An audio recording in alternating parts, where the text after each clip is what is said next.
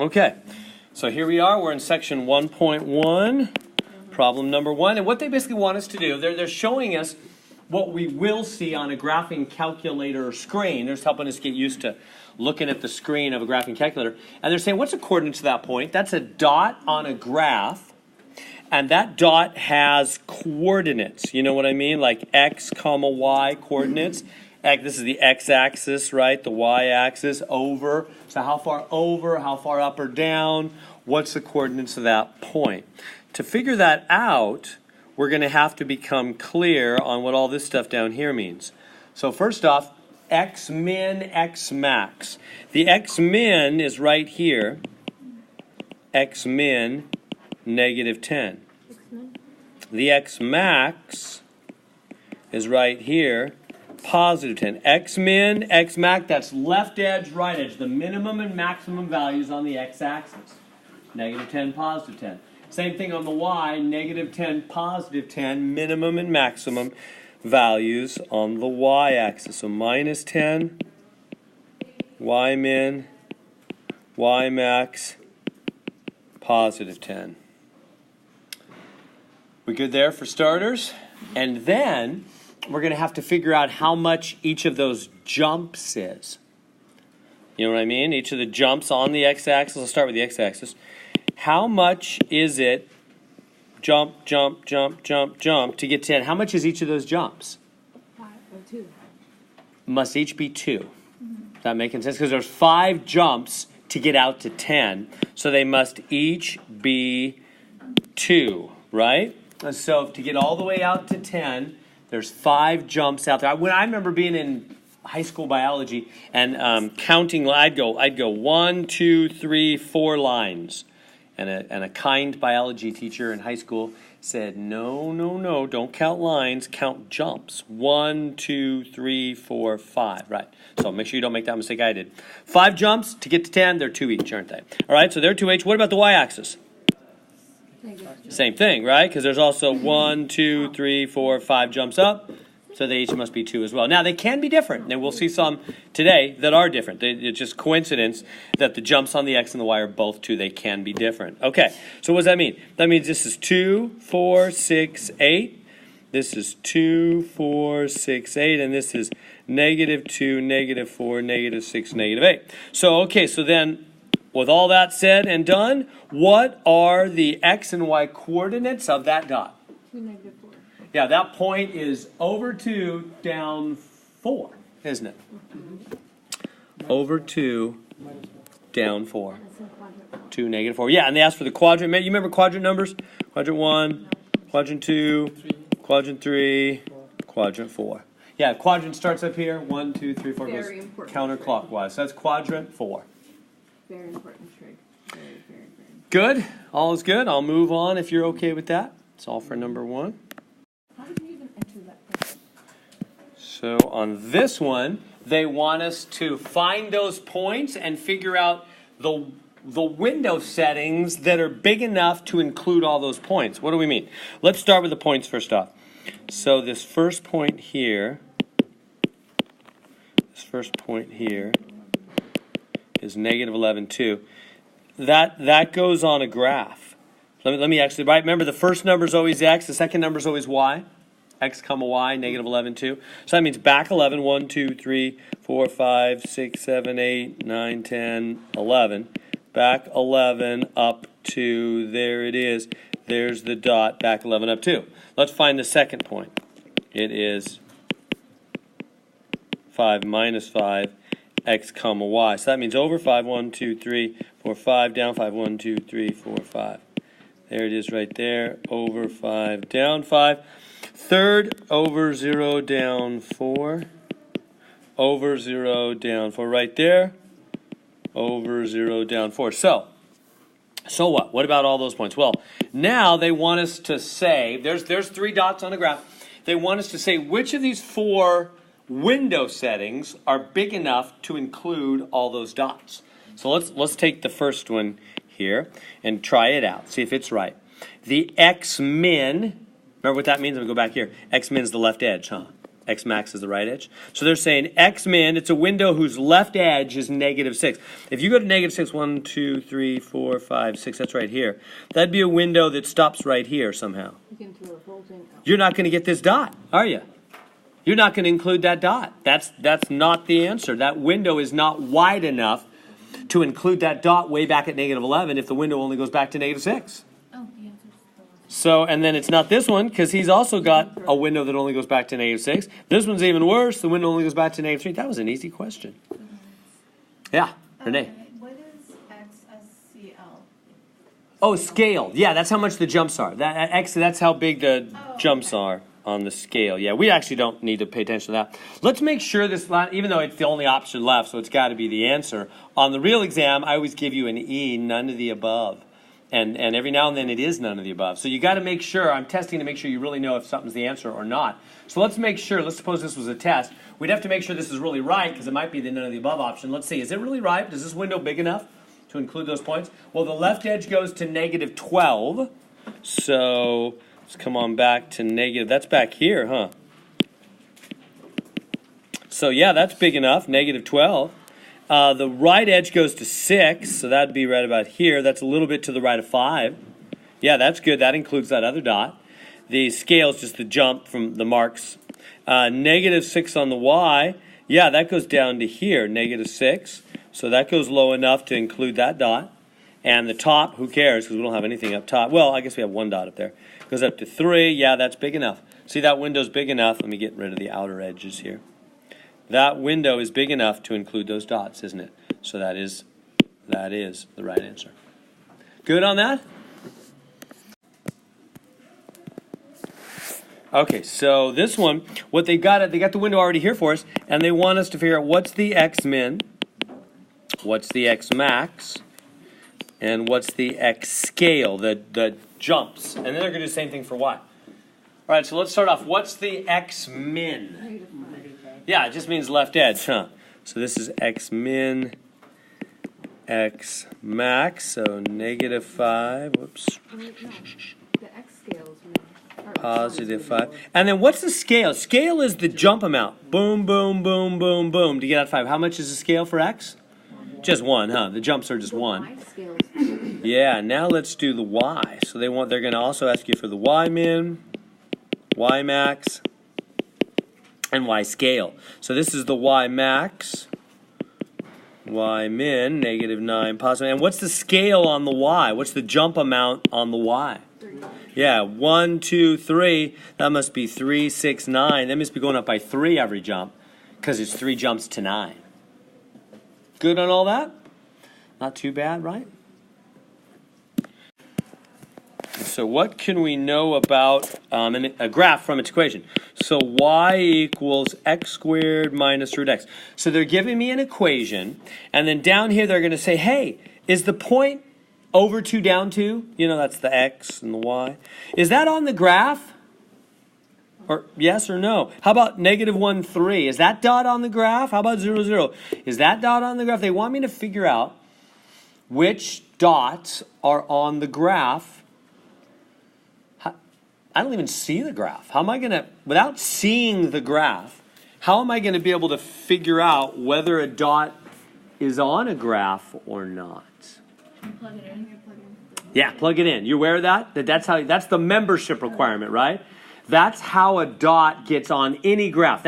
That's really good to put in, long-term memory. That's just always the case, on through calculus and beyond. Anytime you have any graph, whatever, blah, blah, blah, let's make a graph. A graph is millions of dots, and all those dots have an x and a y coordinate, and when plugged into the equation, make it true, huh? That's what a graph is. It's a picture of the millions of dots that make the equation true, whose x and y plugged in make the equation true. So they're saying, hey, is the point 2, -2, that'd be over 2, down 2, right here. Is the point 2, -2, is that on the graph? Well, that means I got it's always x first, then y, right? Points are always x, then y. So if I put in 2 for x in both places and -2 for y to the original equation, does it make it true or not? Let's see. -2 is 2 squared minus root 2. negative 2 is 4 minus root 2. Is that true? What's the root? You get your calculator. Root of 2 is like 1.4, goes on and on. No way. Negative 2 equals 4 minus 1 point something? Not true. So that one's no. So that means the graph will not go through that dot. That dot's not on the graph. Because it doesn't make it true. Let's go on. How about negative 1, 3? Is that one on the graph? Well, let's put it in. Put in negative 1 for x. 3, right? Because it's always x first, then y. Everybody see what I'm doing? So I'm taking the equation. I'm putting negative 1 in for x, because it's always x first. I can squish that in there. It's always x first, then y, huh? So the y goes here. The x goes here. Is that true? Does 3 equal negative 1 squared? What's that? 1 minus the square root of negative 1. What is the square root of negative 1? Imaginary. It's imaginary. It's not real. There's no number times itself that's negative 1. That's not true. So no. It's another no. Finally, 0, 0, huh? Is 0, 0 make it true? Yes. So if I go back to the original, y equals x squared minus root x, and I put in 0 for x, 0 for y. Yeah, that's true. 0 equals 0. Yeah. So that's the one. So that means, what does that mean? That means the graph does go through 0, 0. I don't know what the graph looks like, but I know it goes through 0, 0. For sure, 0, 0 is on the graph, the origin. Good with that? Questions? All right, so there, I've already got the answer there for you. Yeah, we're finding intercepts. Remember, intercepts are where the graph hits the grid lines, right? So there's an intercept and there's an intercept, right? That's where the graph hits the x-axis. Those are x-intercepts. And you can tell that it looks like that's at 1 and at negative 1.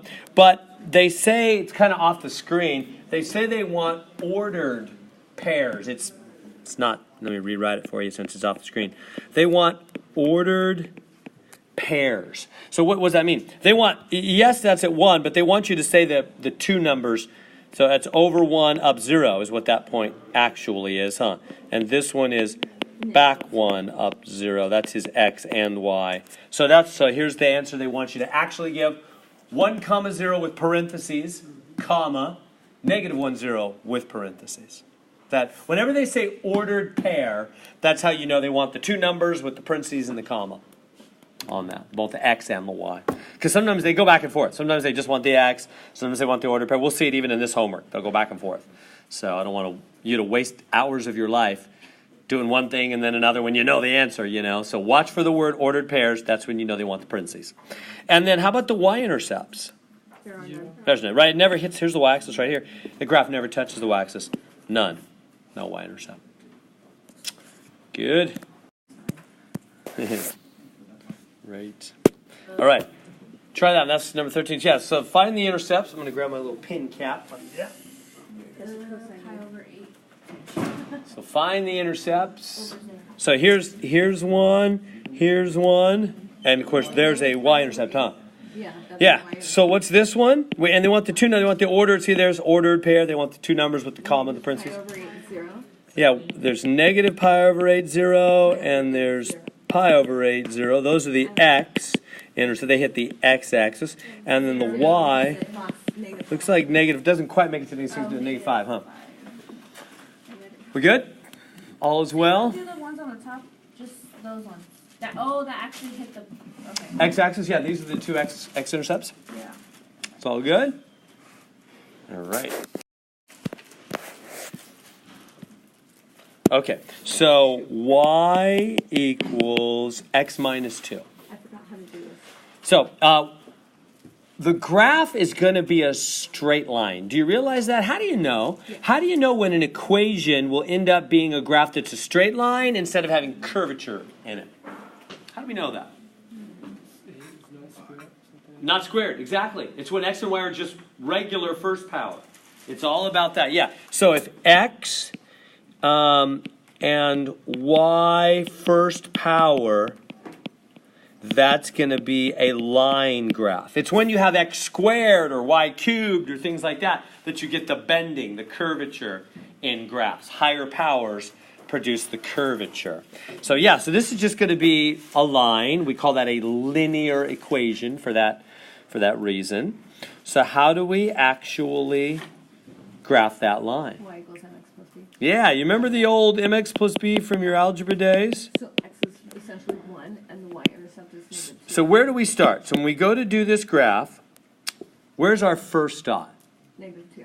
Yeah, do y'all remember this out here? That's your y-intercept. That's where it hits the y-axis. Do you remember that from algebra? When y, this has to be y alone. In a minute, they're going to give us one that doesn't have y alone, and we'll need to take some steps to get y alone. So this one, we've already got y alone. So y is alone, and that means the number off to the right is the y-intercept, which means graphically, let me get this out of the way here so I have room for our graph, down 2, right in the middle. Down 2 on the middle line. Then your slope by default is going to be 1. Right there, -2. So that's the first dot. That's that number off to the right, the B, they call it, is the y-intercept. It's where the graph is on the middle line, the y-axis. So down 2, that's my first dot. Now, how do I find my second? I use the M. The M is slope. I don't know why we use M for slope instead of S, but whatever. It stands for slope, and slope is rise over run. Remember that from algebra? So that means I got to look in front of that X. There's nothing in front of that X. The automatic coefficient is 1. 1 over 1, huh? It's 1 over 1. Because 1 over 1 is just 1, and 1 times X is just X. So that's my rise, and that's my run. So that means I go up 1 over 1. There's my second dot. Bless you. Connect the two dots. There's our line. Remember all that? No. So start down 2, go up 1 over 1, connect the two dots. Now, let me show you how to do it on the Math Excel. It's real easy. Okay, so number 17. So we have y equals 4x minus 1. They're going to give me an xy table. Basically, they're asking me, plug in x -2. Plug in x -2 and get y. Get y. So I'm just going to plug in. So here we go. Y equals 4 times -2 minus 1. Yeah, -8 minus 1, that's -9, huh? And so that means they want you to actually put that dot on the graph. So that'll be -9? back 2, down 9. Looks like it's right there, isn't it?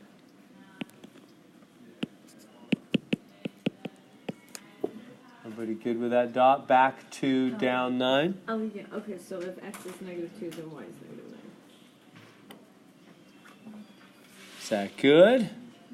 Back 2, down 9.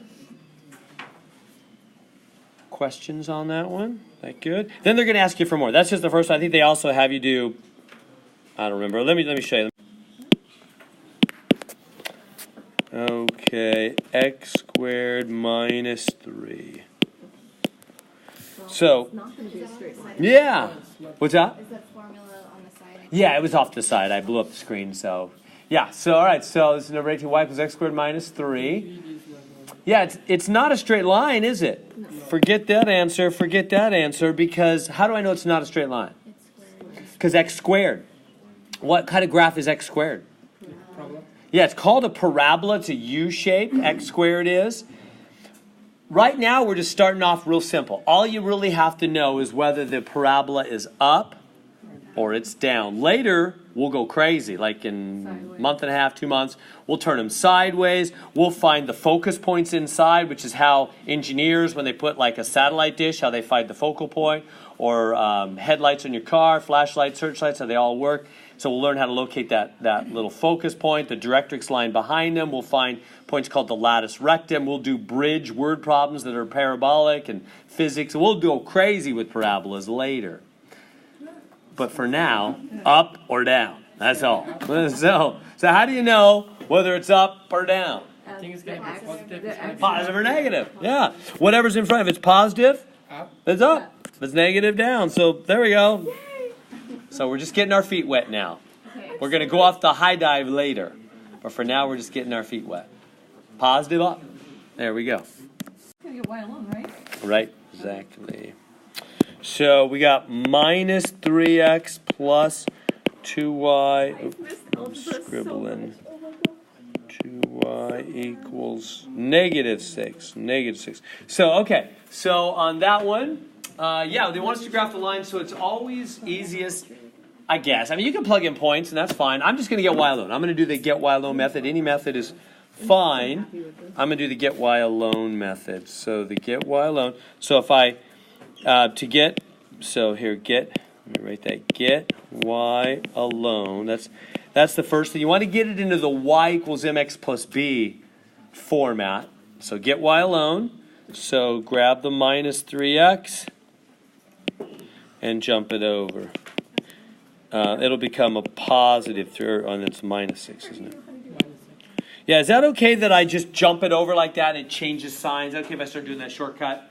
That's the same thing, right? Because formally, I would add 3x to both sides, right? And that would get rid of that. So to save a step, just jump it and change the sign. Same effect. That's what always happens, right? So you're just gonna move 3x over and change. Well, really, I added 3x to both sides. Oh. And that got rid of this one because y is saying I want to be alone, right? Y is like I want to be alone, get y alone. So we're trying to do. So to get y alone, we had to get rid of that minus 3x, and what will get rid of that minus 3x is adding 3x. Do the opposite, right? So I do that to both sides, and now y wants to be alone. So what do I do now to get rid of that 2? Divide 3 by 2. Divide by the 2, and that's everybody all the way across. So y's alone. What does it equal? 3 halves x minus 3. All right, now we can graph, huh? Now that we got y alone, where do we start? Where's our first dot? Yeah, you start at the, once y's alone, y equals mx plus b now, start at the number off to the right. That's your y-intercept. That's always on the y-axis. -3, down 3, right there. Okay, that's one dot. I only need one more dot, then connect the dots and I'll have my line. Yeah, the other one, this is rise over run. So go up through 1, 2, 3 over 1, 2. There's the other one. Connect the dots. We've got it on. So which line is it? Which answer is it?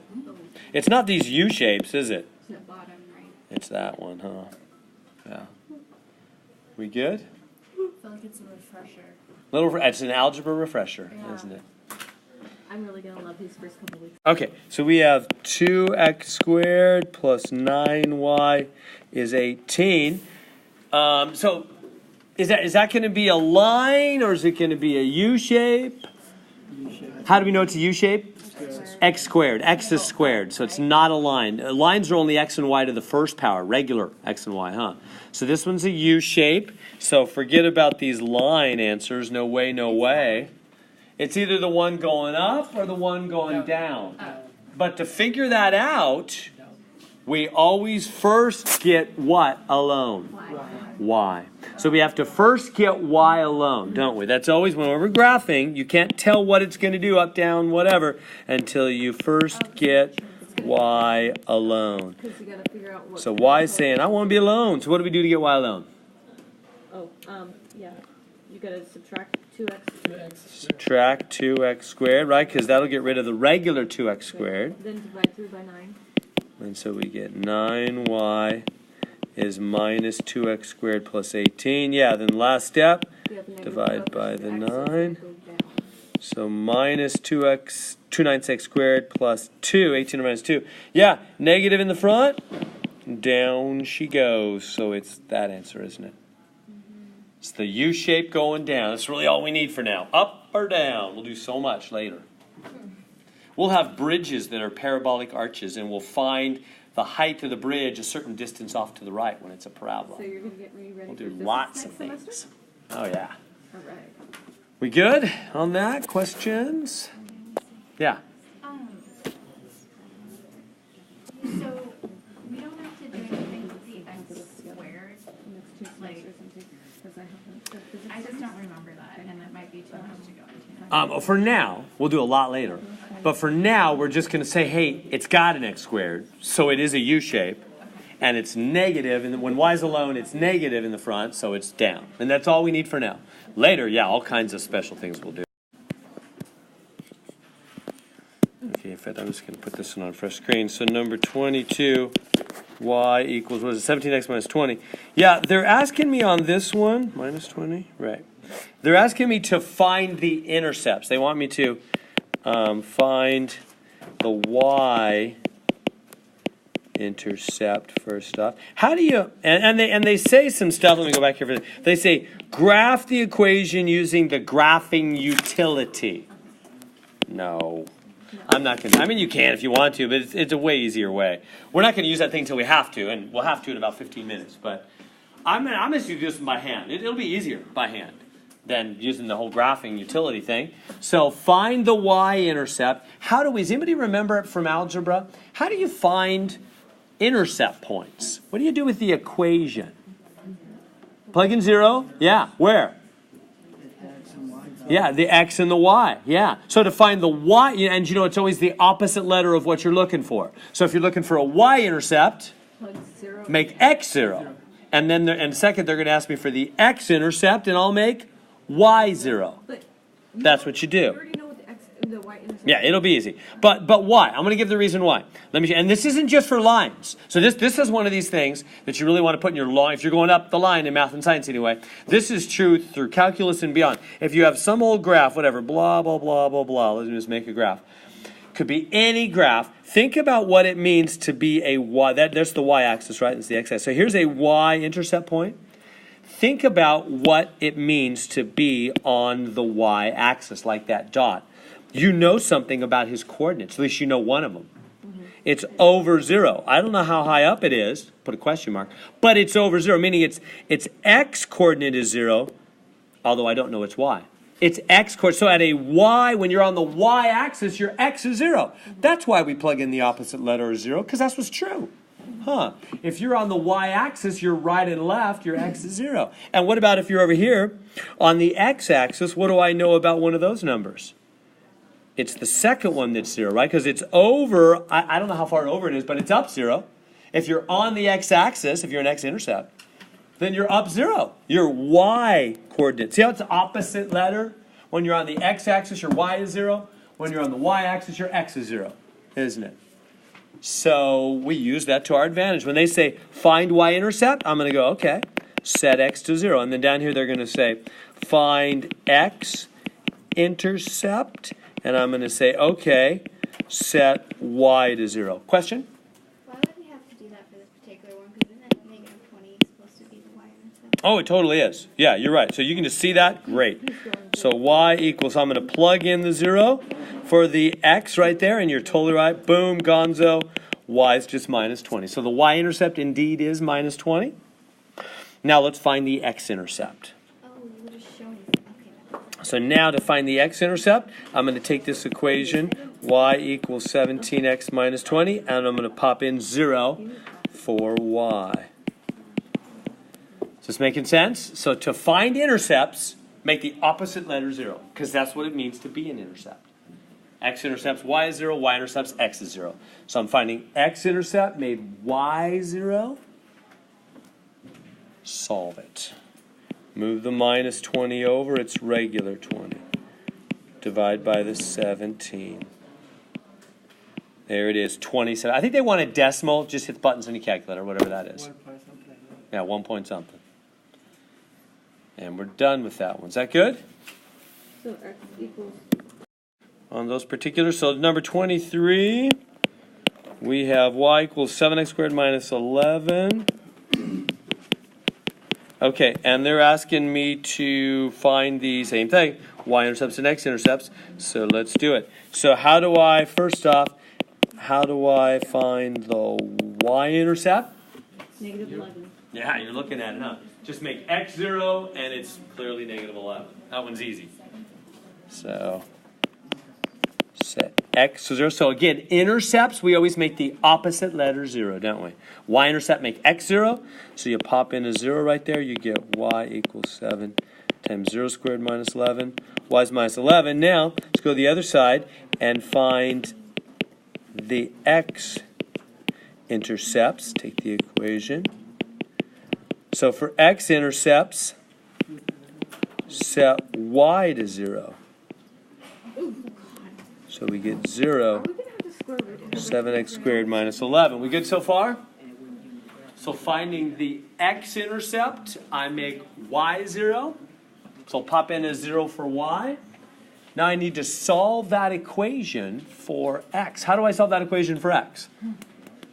Get 11 on the other side. Yeah, move that 11 over. Move it over, becomes a positive 11. Divide by the 7. And last step, root it. And X equals the root of 11 over positive or negative. Good job. Good job. Yeah, do you know that when you put a root on, you've got to put plus or minus? Why? Why do we have to do that? Because Mr. Heron says so. No, that's not a good reason at all. Think about it. Let me show you it's true. Let me just show you why do we got to do the plus or minus. Students always forget this. It's worth 30 seconds to help you remember. Think about x squared equals 9. What, all fancy whatever rules aside, what are the two answers? What are the two true things you can plug in for x that would make that work? 3 or negative 3, right? 3 or negative 3 squared is 9, huh? So you see how if I just rooted it and did not put the plus or minus, I would only get one of the two answers? So I'm just proving it's true, right? When you put a root on, you got to put plus or minus or you're going to miss one of the two answers. It's just simply true. So you do have to remember, when you put a root on, you got to put plus or minus. But having said that, everybody forgets. Not everybody, but a lot of people, the majority over the years, have forgotten. So I sit around and make up dorky little sayings to help people remember these things. That is my job. I'm embarrassed about this one, but so when you put a roof on the house, you go up and down the ladder. Sorry. But did you get it? So if you put a roof, it's the best I can do. You put a roof on the house, like a roof, And if you're putting a roof on your house, you couldn't do that without a ladder. You can't just jump up there, right? So you'd have to use a ladder. You'd have to go up and down, plus and minus, best I can do. So when you put a roof on the house, you got to go up and down, plus and minus. All right. So anyway, they want a decimal. Just hit the buttons on your calculator. I don't know. Well, what is the root of 11 sevenths? Somebody got that? Okay, root of 11 sevenths. I'm getting 1.25, so it's plus or minus 1.25. They just want two decimal places. It goes on 3, 5, 6, whatever. Yeah, Becca. Can I go back and ask a really quick question Sure. about the rise over the run? Right. Do we have a negative? Yeah, so that go down. So if the fraction's negative, no. Because remember, a negative on a fraction can't be on both because two negatives would be positive. Right. So you put the negative only on the, you could put it only on the bottom as well. It's easier to put it only on the top. Okay. Then you go down and right. If you put it on the bottom, it would be up and left, which is actually will work too. Right. It's the same, but it'll give you a different point. A different point on the same line. You'll end up with the same line in the end either way. But only put that negative on one thing, not both. Yeah, good question. All right. Okay, so 5x plus 2y is 41. I thought we're done with section 1. Is 41. What number is that one? 25. So, what do we do on this one? They want us to graph it. What kind of, is it going to be a line or a U shape? It's going to be a parabola. It's going to be a parabola U shape because it's got the x squared, right? And it's going to go down. So, yeah, now we have to figure, it's going to end up slow. So what do we do to get the graph? We get y alone. So let's do that. So first, get y alone. So that means I'm just going to skip a step. It's okay, just jump that 5x squared. When something jumps over the equal sign, it changes sign, right? And then divide by 2.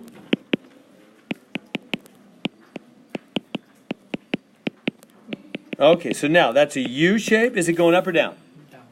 Down. Because of that negative, it's a U shape going down, isn't it? Now, it turns out that's not quite enough information. Let me go back and show you the pictures. We're going to need one more piece of information. Everybody good so far? It's a U shape going down. We got y alone. It's got to be U shape going down. Come back over here. See how it's not this one, it's not that one. They're going up. But see how there's two options going down? So we have to know which of those two it is. How do we know? They're both going down. The Y-intercept. Yeah, the Y-intercept. If you go back, look at this right here. If you divide this in your calculator, that's 20.5. That's where it hits, up at 20.5. So it's got to hit up there, not the origin, huh? See how the other one was the origin? This one is no way. So it's B. Does everybody see that? Because it's raised up, but going down.